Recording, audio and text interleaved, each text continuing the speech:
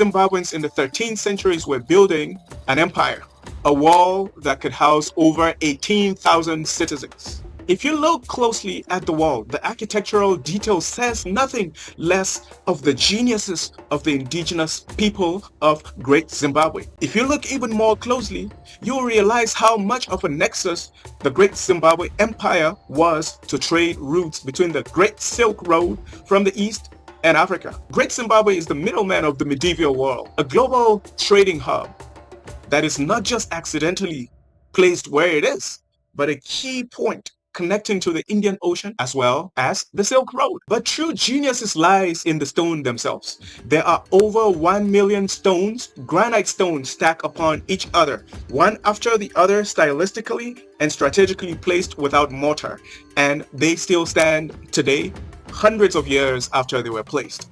The walls, they reach a height of 36 feet and span a length of 800 feet. Of course, the Great Zimbabweans were not just stacking rocks one on top of another.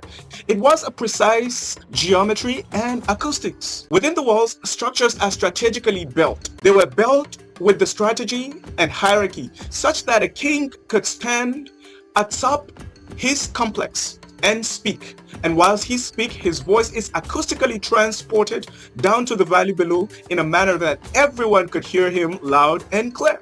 This was a silent stone-bound communication system way ahead of its time. It was technologia.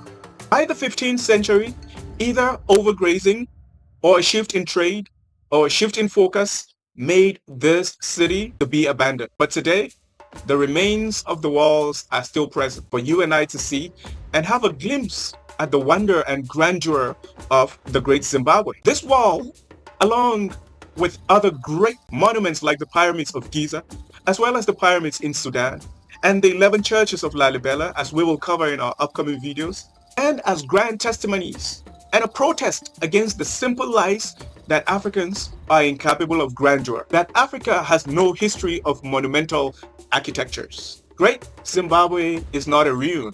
It is not a relic of the past. If you haven't visited Zimbabwe, I dare you to do so. And when you visit the Great Walls of Zimbabwe, and you will see for yourself. It is more than a ruin.